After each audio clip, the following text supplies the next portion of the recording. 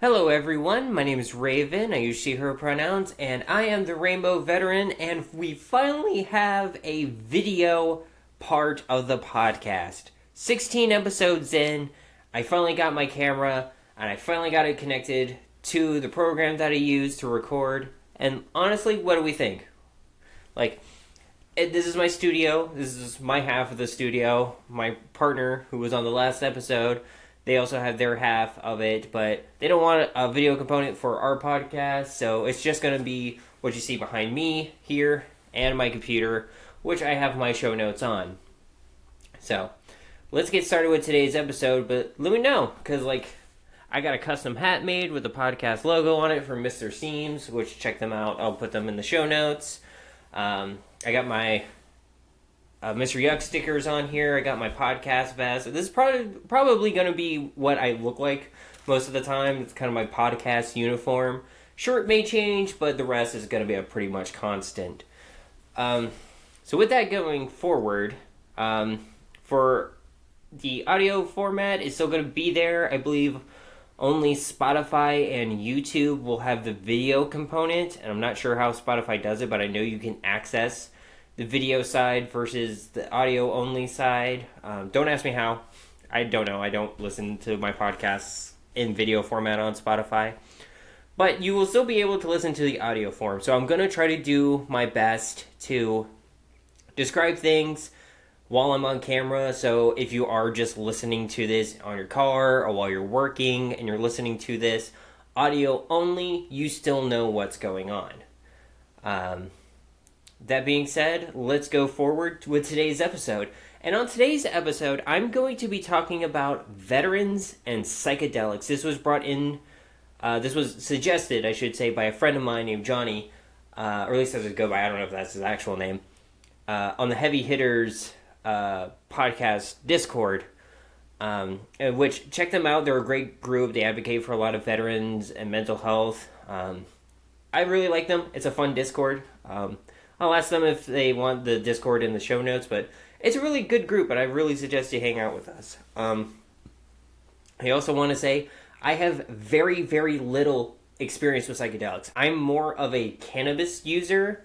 I don't really do psychedelics, and it's not really that I'm opposed to the idea, it's just I don't know how to get started. I've had one experience with actual mushrooms and psilocybin, and then I've gotten, the hemp store mushrooms, which is probably most likely lion's mane.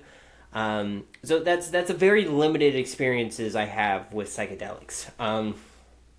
So if you are looking for more experience, knowledge, and someone who can explain it a bit better for you, what I would suggest is going on TikTok, if you have TikTok.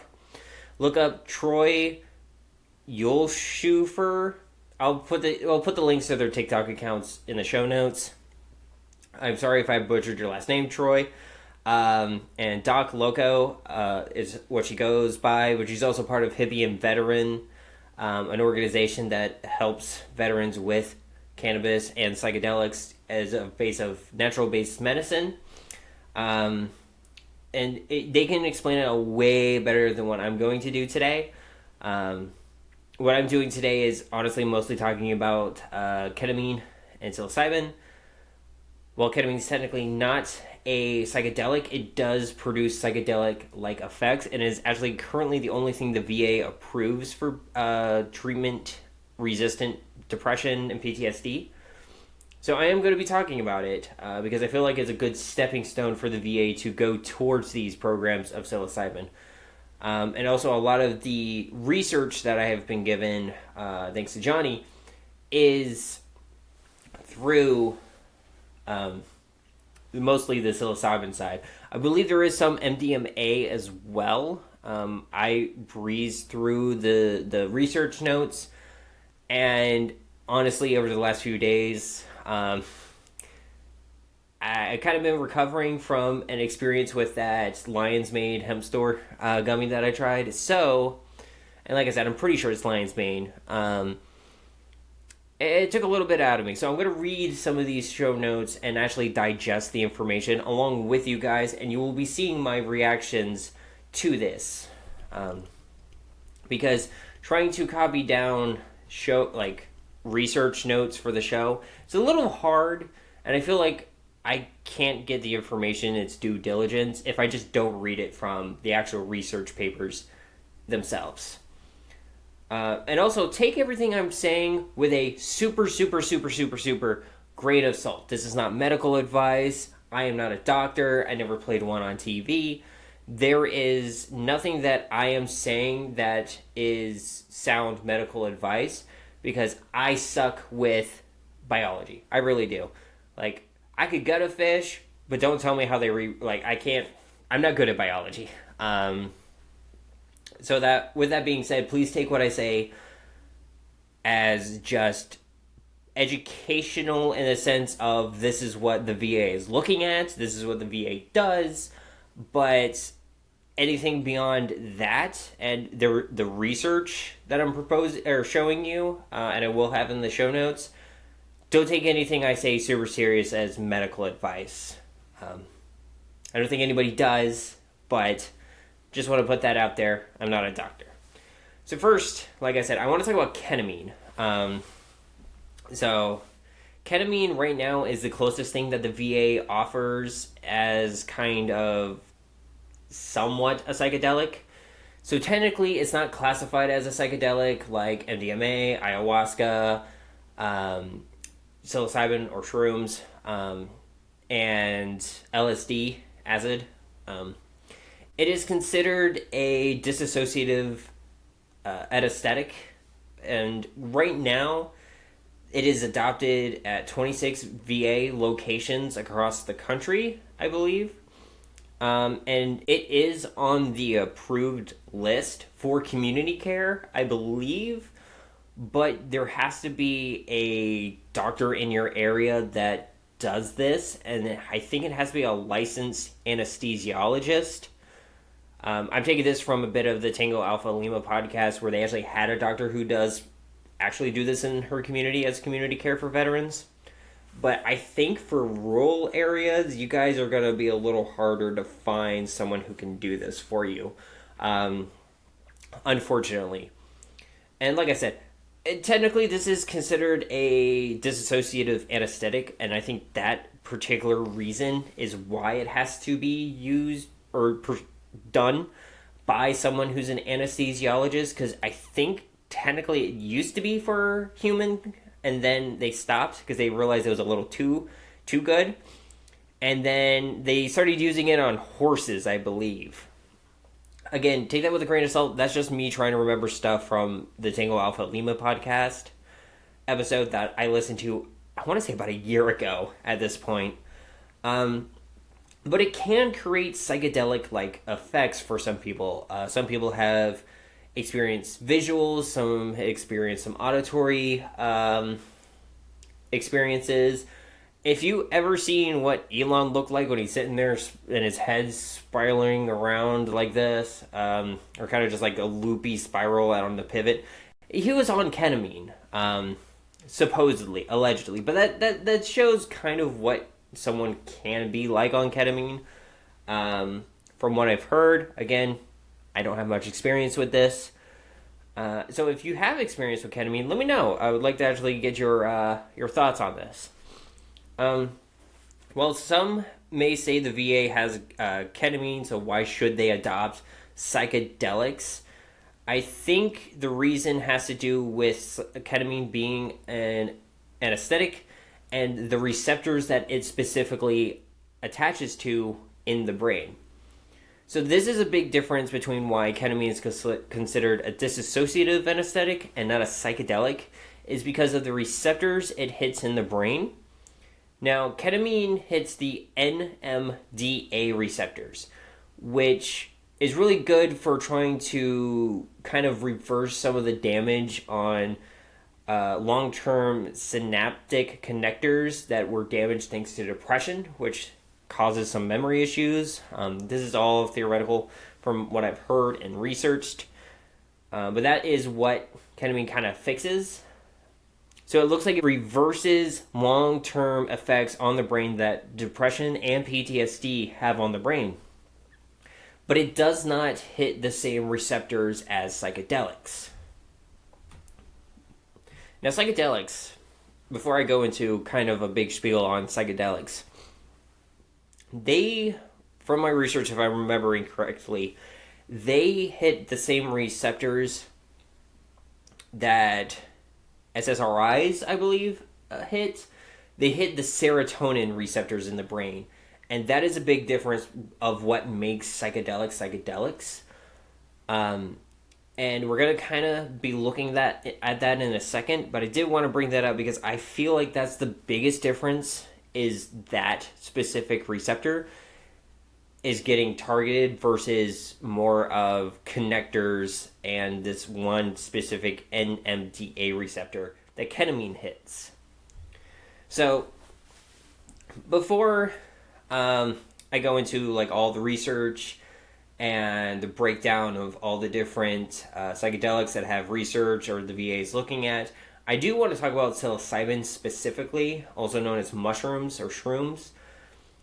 I think the potential of any psychedelic that is going to be given through the VA or done like through community care that the VA allows is going to be psilocybin.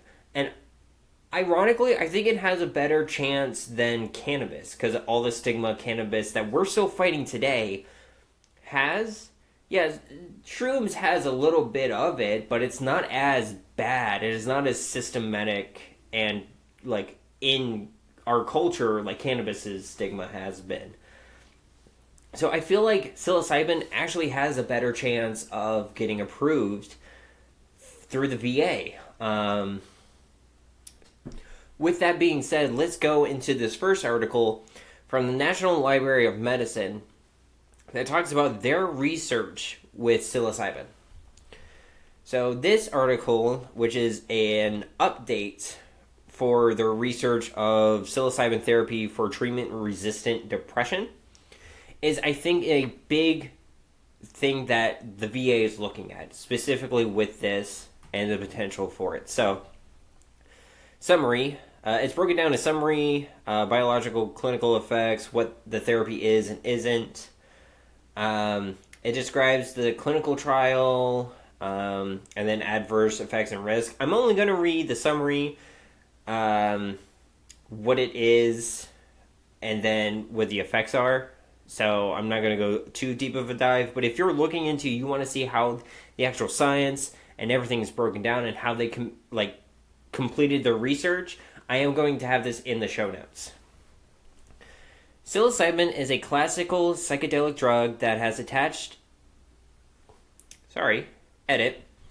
Psilocybin is a classical psychedelic drug that has attracted increasing research and interest over the past 10 years as a possible treatment for mood, anxiety, and related conditions.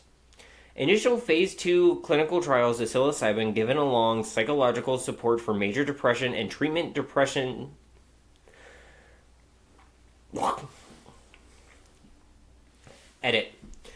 Initial phase 2 clinical trials of psilocybin given along psychological support for major depression and treatment-resistant depression, or TRD, demonstrated encouraging signs of basic safety, further confirmed by a large study in groups of healthy volunteers. The first international multi-center randomized controlled trial was published in 2022, with signs of efficiency for the 25 milligram dose condition in people with TRD when compared with an active placebo. Phase 3 trials in TRD are scheduled to start in 2023.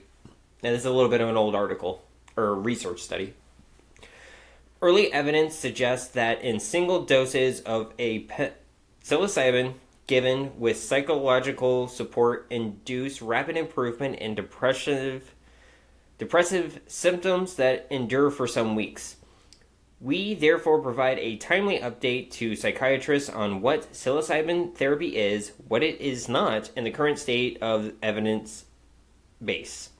Now, it could still be going on. Like the 2023 study and that research for phase 3 could still be going on. I don't know. This is the current update. So maybe they're still breaking it down. Maybe they're still doing it. Who knows?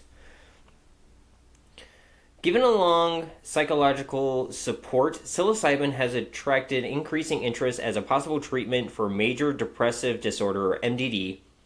MDD is a leading cause of disability worldwide, with an estimated annual cost in the UK of £26 billion.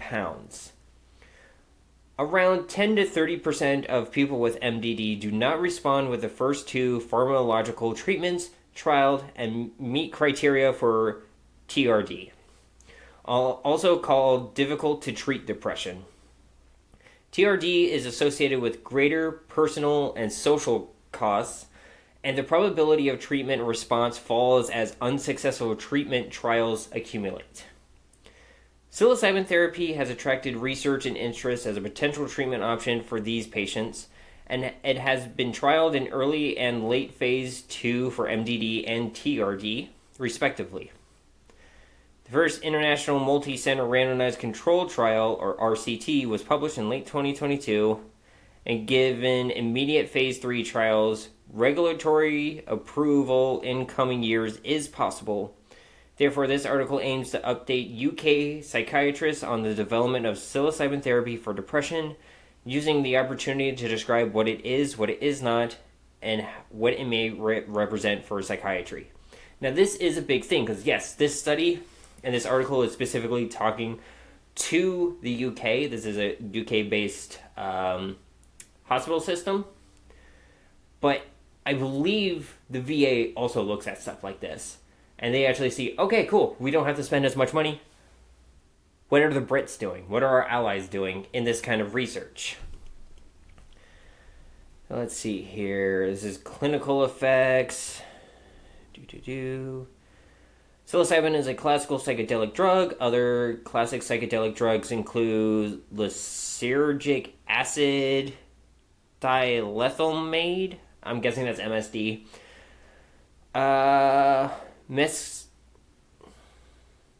MDMA.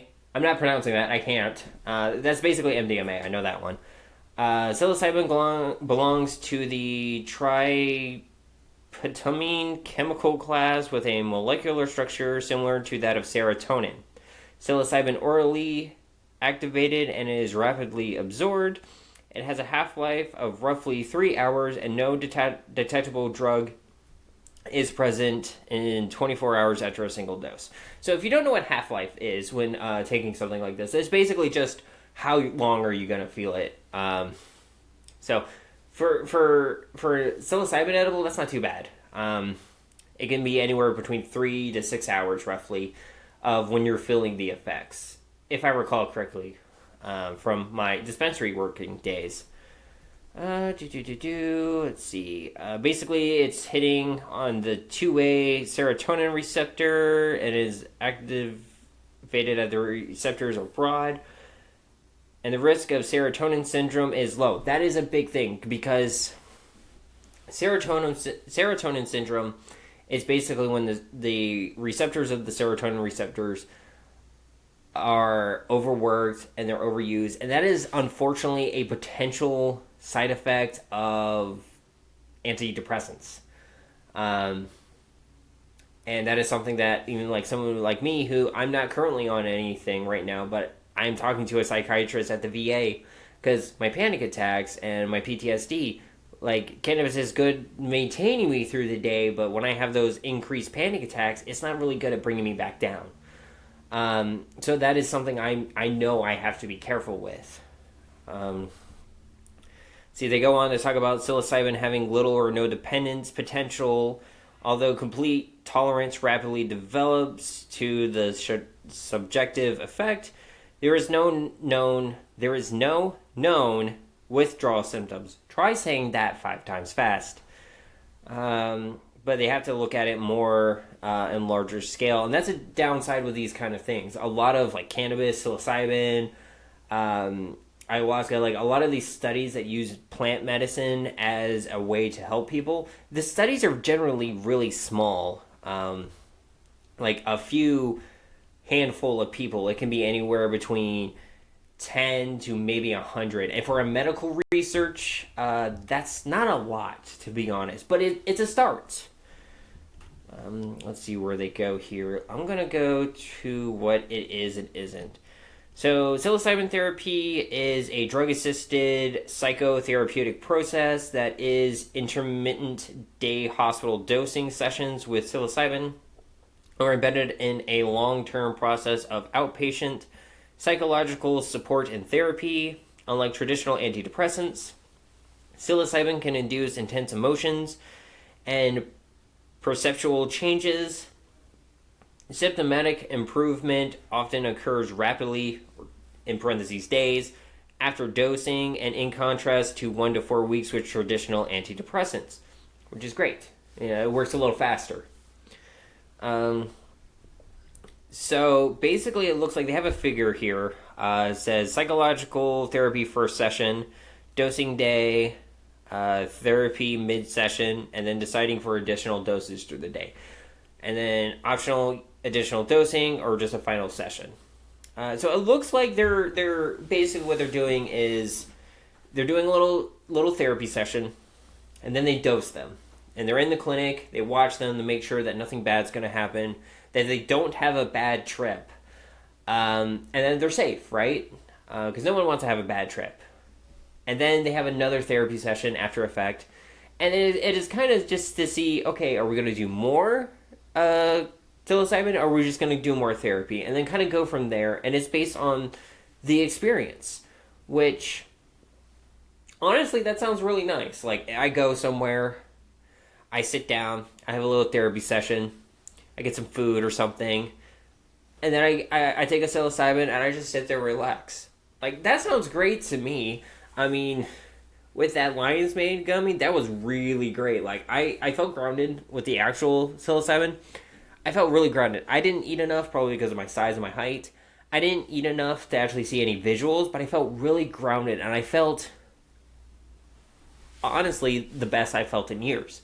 So I tried that hemp store gummy, basically, that says it's psilocybin. I think it's lion's mane. I don't think it's actual, like, shrooms. But I tried it. Colors got really bright that day. I laid down in bed and played Pokemon for hours. Felt great. Felt fine. So I'm imagining that's probably going to be something like they're going to put you in front of a TV and you guys are going to watch like Space Jam or something. I know I'm making this sound like cannabis edibles, but like honestly, if you've had psilocybin before, please let me know. Like, is this something you would do? Because that's something I would like to do. Let's see. Let's go into the adverse effects and risks. Common intermediate physical adverse effects are nausea, 4% to 22%, and headaches, 15 to 50%.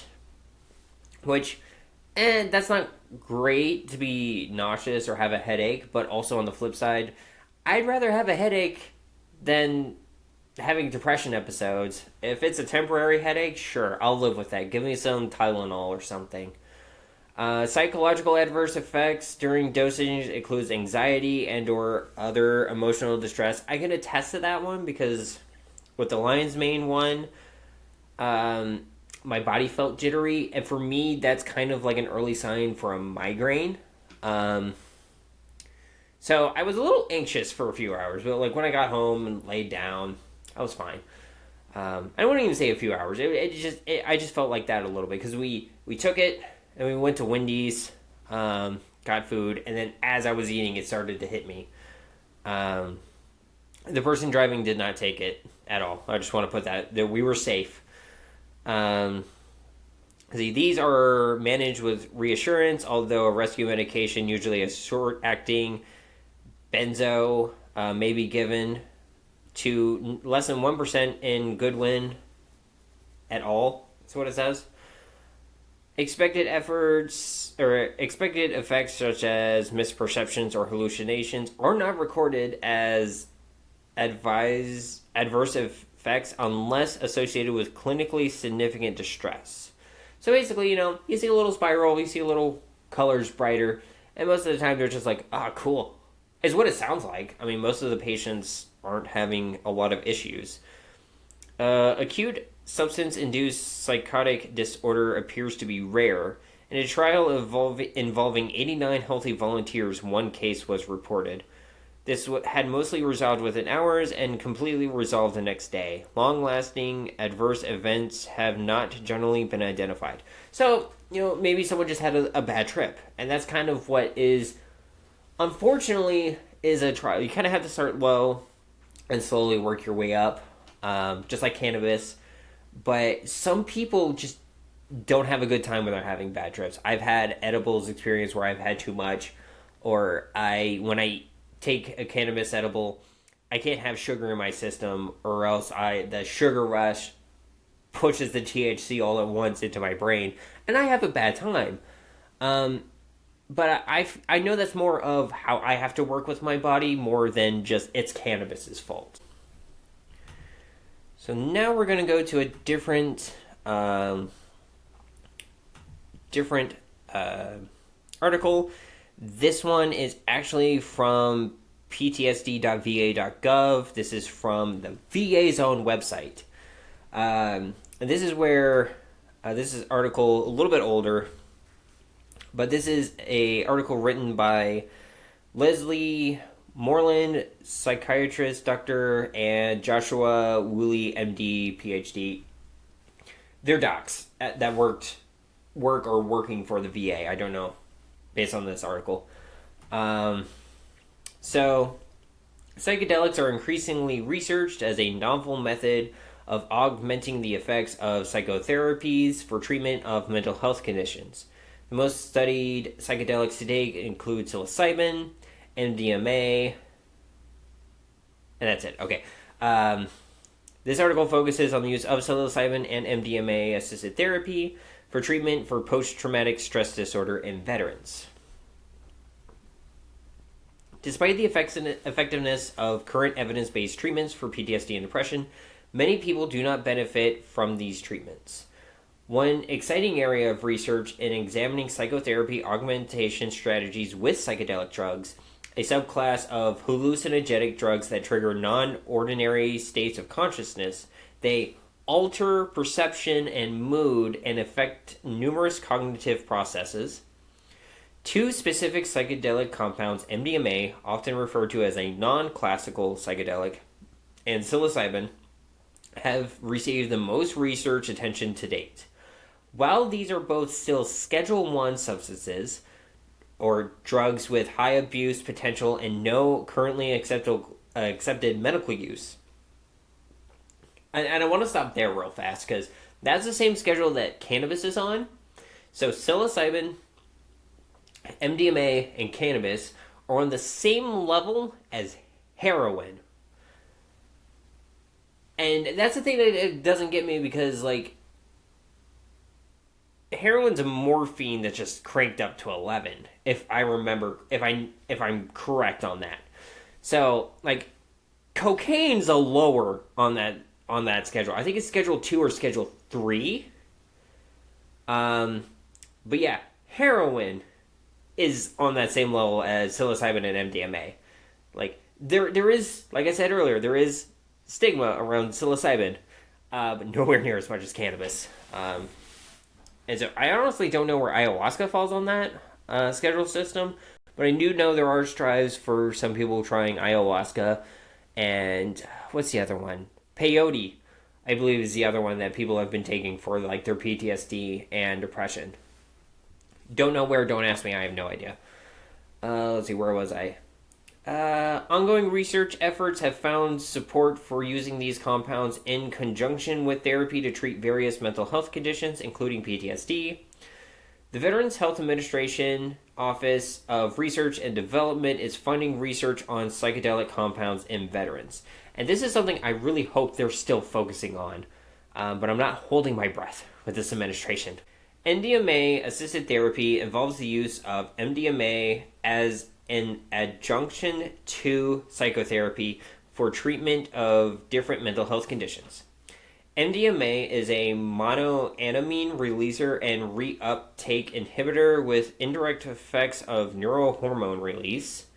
The effects of MDMA include reduced fear, increased social engagement, increased openness, increased receptiveness to positive effect, increased empathy and compassion, increased feelings of closeness, and increased disclosure of emotional content. MDMA targets memory reconsolidation and fear extinction processes, allowing for expanded perceptiveness and positive reaffirming experiences. So what it sounds like is not only does MDMA kind of break through that self-isolation wall that a lot of us with depression and PTSD have, but it also brings like a closeness feeling to loved ones. You get to experience the wall of dread that you like, that lens, not even a wall, a lens of dread that a lot of us experience with PTSD is kind of lifted, and it's like you take your glasses off and you see perfectly fine. Like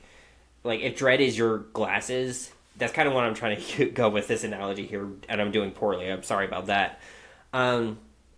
But you're able to kind of experience what it was like before you got that traumatic experience. But also, it sounds like it's actually helping kind of reverse the damage, because yes, depression and PTSD both cause damage in the brain. Memory loss issues and like the receptors of the hormone get damaged by, I can't remember the hormone that's specifically released, cortisol, I believe. It's something like that. And like that damages the brain. The brain damages itself, essentially. So it's reversing that is what it seems like. And it's also just kind of bringing away from the fear. Because when you have PTSD and you're in the middle of a traumatic experience, I've had some combat veterans explain it to me this way with like fear and in the middle of combat, is when you're having that traumatic experience, you're kind of just in the moment. So you're like, I gotta focus on making sure that my teammates are fine. So I'm stuffing this fear in a jar and putting it in my pocket, and I'm not touching it. And then when you're out of the service, that jar kind of falls out of your pocket and it starts coming up. So to be able to, like, that fear just kind of pops open like snakes out of a peanut can gag. You're able to kind of bring it back and then kind of just slowly start throwing away those snakes, essentially. Which is great. I mean, I love that we're able to do this. MDMA therapy is currently being investigated for its potential to treat eating disorders, anxiety, alcohol and substance abuse, and PTSD. Dude, that's great. If we can fix eating disorders too, that'd be awesome. The premise of MDMA therapy is that the therapeutic effects of MDMA are a result of an interaction between the medicine, the psychotherapy component, and the mindset of the participant and the therapist involved. So it sounds like they're doing something similar to what the Brits were doing with psilocybin, and just kind of doing a very, you take a dose, you do some therapy, you take a dose, you let the dose ride, go through your system, you do some more therapy. And so that's great that it has all these potentials, not for just treatment-resistant depression and PTSD, but it also helps anxiety and eating disorders. I would love to see more of this. And so if you're someone that works for the VA or a veteran that, kind of knows a little bit more about these kind of therapies, please let me know. Because I feel like this is something we should have in Pittsburgh. I mean, we have 3 VA hospitals in the immediate area. You think we'd be doing something like this. Let's see. The mechanisms of action for MDMA therapy for PTSD. There is interest in examining MDMA to address PTSD due to it being an empathogen entactogen. That's a mouthful. Or a drug that causes the release of serotonin and dopamine, and elevating hormones and neurotransmitters that lead to greater social engagement, openness, empathy, receptiveness to positive effect, and disclosure of emotional content, facilitate the release of oxytocin, which increases levels of empathy and closeness while also lowering stress responses. Isn't oxytocin the love hormone? Isn't that the thing, like when you are really in love or you see your partner and you're just, God, I love them so much. Isn't that also the hormone that's released in your brain? I want to say it is. Not 100%. But if that's the case, holy crap, that's great. Because that does good things for the brain.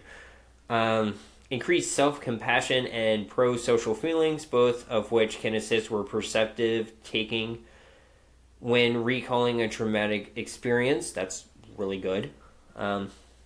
Reopen the social reward learning critical period, creating cognitive flexibility that may support unlearning of distorted beliefs through the traumatic experience, and relearning of more helpful beliefs. That's good, because a lot of folks with PTSD, they blame themselves for it,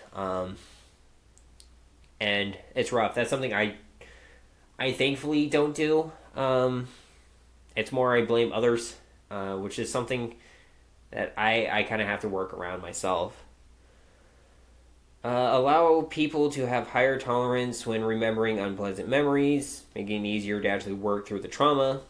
A finding corroborated in humans following animal studies that showed MDMA assists with improving fear extinction learning due to reduced amygdala. You know, that's the best y'all are getting with that one.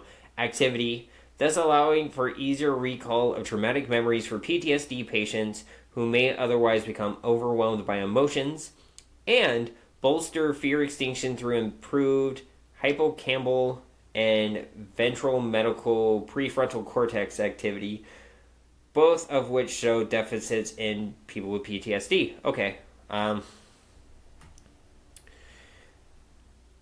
hippocampal, I don't know that one. The closest thing I know is the hypothalamus, which is the part of the brain that controls the temperature. And I only know that because of Osmosis Jones. But frontal cortex, that's your decision part of the brain, which would make sense why people with PTSD have that affected, because, fear is kind of a factor when making decisions. That makes a lot of sense. Evidence for MDMA therapy for PTSD. To date, the greatest evidence base is for Lykos Therapeutics protocol, which includes 12 90-minute therapy sessions with 3 6 to 8 hour medicine sessions. The medication sessions are separated by at least 21 days, and each requires the engagement of 2 therapists. There are 3 90-minute preparation sessions prior to the first medicine session, and each medicine session is followed by 3 90-minute integration sessions during which the patient has an opportunity to process their experience with a therapist. 2 recent randomized placebo-controlled phase 3 trials of the Lykos MDMA therapy protocol have demonstrated treatment efficiency with large effective sizes. In both trials, PTSD symptom severity significantly decreased more for the participants who were administered MDMA therapy than for the participants who received the placebo and therapy, supporting the therapeutic value of MDMA itself as an addition to psychotherapy. Efficacy of MDMA therapy for PTSD has also been demonstrated in 1 placebo-controlled phase 2 trial. 4 additional phase 2 studies focused on dose response, with all studies finding that participants in the MDMA therapy were more likely to achieve clinically significant PTSD reductions than those in the control groups. That's amazing. That is really amazing that we're able to actually see tangible evidence of, in a large group too. So this is like, 200, 300, 400 people? I doubt it's 1,000, because just knowing how our government works. But still, that's great that we have a few hundred people experiencing this and actually getting help. And this is just great news for the future of MDMA therapy. So we're going to kind of crash through psilocybin therapy, because we already kind of talked about that with the British study. And I kind of just want to talk about the evidence for psilocybin therapy for PTSD that the VA shows in this article. Psilocybin-assisted therapy is showing promise as a powerful treatment for a variety of mental health conditions, including treatment-resistant unipolar depression and anxiety secondary to serious mental illnesses like cancer, and substance use disorder. Typical psilocybin therapy protocols include a non-directive psychotherapy component focused on preparation and integration of the psychedelic experience, with some including established cognitive behavioral therapy modulars such as acceptance and commitment therapy as part of integration. Protocols typically have about 60 to 90-minute therapy sessions, 6 altogether, and 1 to 2 6 to 8 hour administration sessions. So it seems very similar to the British study.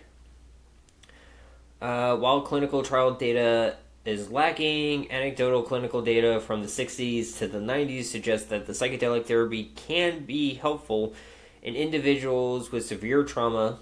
More recently, a survey of U.S. Special Forces veteran who received ibogaine and 5-MeO-DMT. I'm guessing that's just a form of DMT. A psychedelic clinical trial in Mexico reported substantial improvement in PTSD symptoms and suicidal ideation after the program. Finally, preliminary data suggests that a single administration of psilocybin along with group psychotherapy can decrease symptoms of PTSD in older long-term AIDS survivors at around the age of 64. For a review of psilocybin use for treating trauma-related disorders, please see the Khan study in 2022. And then it talks about the gaps here. I do want to actually kind of read this. While both therapy, psilocybin and MDMA findings are promising, there are several challenges with psychedelic research that should be considered when interpreting the evidence. While the double-blind randomized clinical controlled trials is considered the gold standard designed for identifying treatment-specific effects, strong physical and psychological effects of psychedelics can create difficulties effectively conducting blinded controlled trials. That does make sense. Like, you're gonna kind of the visual components of psychedelics when you take it, and you're kind of expecting like to have that. You're gonna kind of know when you know you're taking the placebo. So yeah, how are you going to effectively overcome that? And the only thing I could think of is, oh, we're starting really low. You may not have it. And even said, like, you're gonna start to wonder if you're on the placebo trial or not. So that is a fair point. That is a fair point that the VA raises. How are you going to effectively, even with a like double-blind test, like placebo groups, the effectiveness of that is kind of it's raises questions and doesn't create like 100% yes to this. But also with science, it's really hard to get 100% yes, this is exactly it. You're never going to get 100%. You're lucky if you get 80. Conversely, if participants know that they've received a treatment that they already believe is unlikely to improve their symptoms, i.e. an inert placebo, this alone can worsen outcomes. Use of active placebos that mimic aspects of psychedelic experiences is essential, as is the use of masked accessors. Study staff also should be masked to the extent possibility. Yeah, so it just basically is like we gotta figure out a way to like make the studies a little less like wiggle room, of potential questioning. Like, we want to make sure that this is like as close to 100 as we can get. So we want to take out any potential pieces that could be skewing the results. Which I agree with. Like, we want to make sure that we're doing this safely. We want to make sure we're doing this soundly. And we want to make sure that, like, this actually works. So I'm not upset with that. I do wish it would be a little faster. But we all know anything with the government moves slower than a snail. So the last article I'm going to be reading parts of is from the American Psychological Association. This was published last year in June 2024. I'm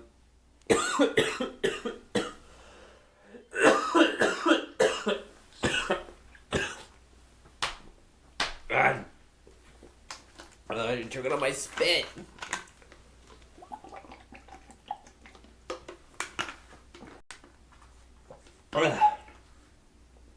Okay. The article is titled Emergence of Psychedelics as Medicine. A look at the potential of MDMA, ketamine, and psilocybin to help people with treatment-resistant mental health conditions. So I'm going to kind of just talk about the beginning part of this, as we kind of covered everything else. But there is research being done by the APA, which I think is really great because this is kind of like the more American side of the British study with psilocybin. And it's great to see that like this is also going to potentially help people who have PTSD or treatment-resistant depression that's not a veteran, and kind of lends more of evidence for the VA to use. When research recruiters participate for studies involving psychedelic drugs, they are often looking for people who continue to suffer from mental health conditions even after trying current treatments. And there are many people who fall into that category. An estimated 40 to 60% of people with PTSD do not respond to selective serotonin reuptake inhibitors, or SSRIs, that are first-line medications for the condition, and many do not respond to trauma-focused psychotherapies. About a third of people diagnosed with major depressive disorder experience treatment-resistant depression. While small studies in recent years started to show promising results, regulatory agencies require a larger randomized multi-site clinical trial to evaluate the safety and therapeutic efficiency of psychedelic drugs. Now, the results are in on the largest study to date of psilocybin and MDMA in response to an application from the Lykos Therapeutics. The U.S. Food and Drug Administration targeted August 2024 to decide whether MDMA in combination with therapy to treat PTSD would be the first type of psychedelic-assisted therapy approved in the United States. So, maybe I'm a little wrong with my guess earlier that psilocybin was probably the bigger one and most likely to get pushed, because if this is like kind of where we're going, MDMA, maybe. I don't know. I think it's a little bit of a time. Now that I'm actually like reading this with you guys and actually looking at the research and the notes, maybe it's a time. Maybe psilocybin and MDMA will get released at the same time.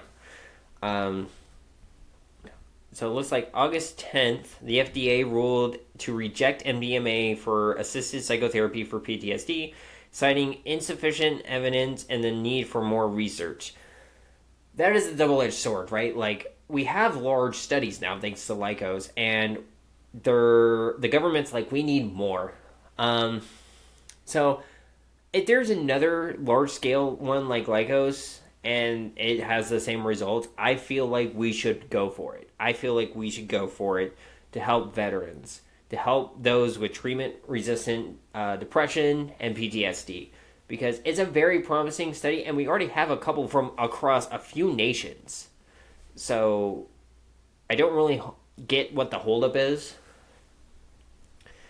The ruling is consistent with a letter APA sent the FDA earlier this year that stated that the review of the literature on the MDMA-assisted psychotherapy by a multidisciplinary panel of experts determined that there is insufficient evidence to be able to recommend MDMA-assisted psychotherapy for patients with PTSD. APA comments the FDA drew on these expertise and recommendations of the experts who are currently updating the APA's 2017 clinical practice guidelines for treatment of PTSD in adults. The comments also pointed out that there are more high-quality research is needed on MDMA-assisted psychotherapy to clarify the balance of potential benefits versus potential harm. But we already kind of got that with the Lykos study. So it's weird. Like, larger studies, I get if you want an even larger study than the Lykos one. Sure, let's get a few thousand vets. Let's gather up a few thousand vets who are willing to do this. I'll raise my hand. I'll give it a shot. And, you know, if we need more, that's fine. Do one really fucking huge study. And then use a few thousand people as 1,000 people get MDMA, 1,000 people get a placebo, and let's just go for it. And if the results are the same as the Lykos one, which I'm guessing is a few hundred, it didn't say, let's go for it. I'm totally down for it. I am, and I want to make this very clear, I am a huge supporter a psychedelic-based therapy. I'm a huge supporter of plant-based medicine and the effects of just overprescription that the VA has done for the last decades is horrible.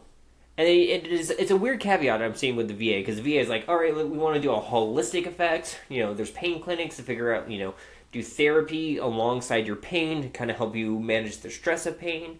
But we're also not trying to overprescribe you. And then vets and politicians are like, oh, they're trying this holistic approach. They're not giving them medicine.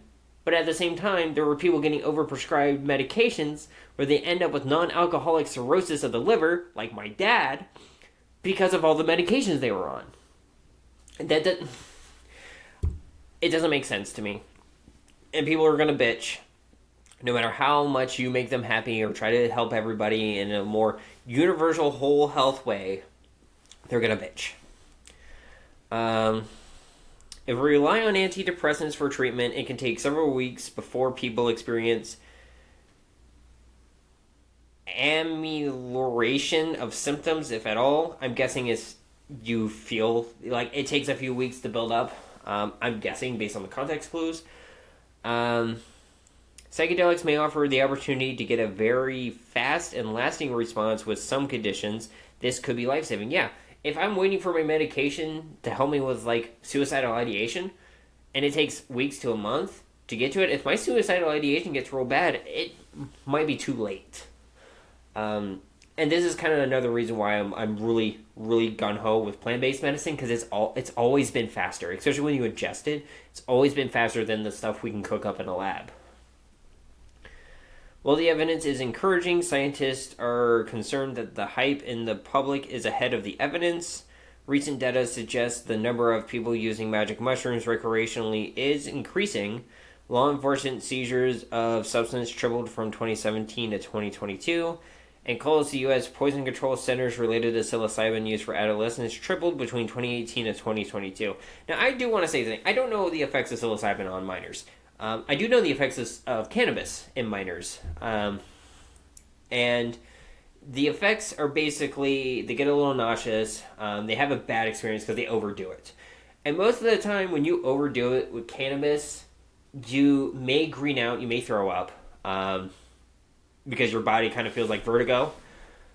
But that's about it. You take a nap, you sleep it off, essentially.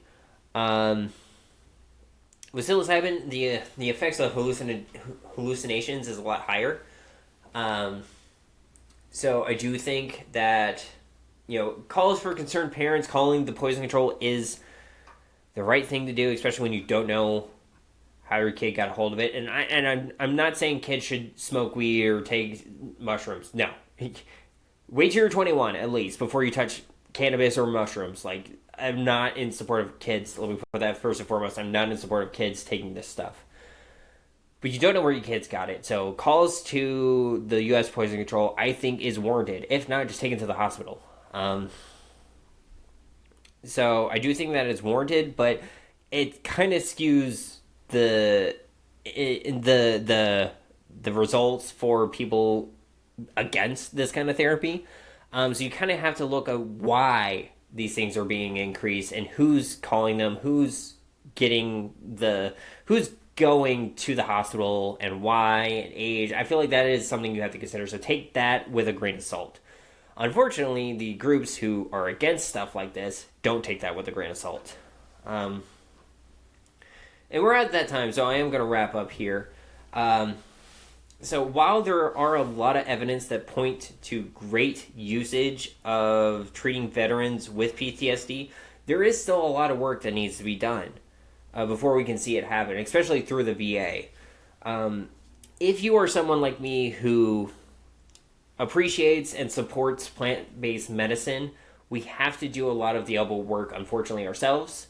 We have to go out and we have to push not only our local communities, but our state and the federal government to push not only more research and larger research so we can actually get the proper evidence to show medical facilities like the VA that this is something we could and should do, but we also need to have the politicians push the VA to do more research, to actually go out and do the work and say, hey, This is something that has been shown on paper for a few hundred people to help. What if we do a few thousand?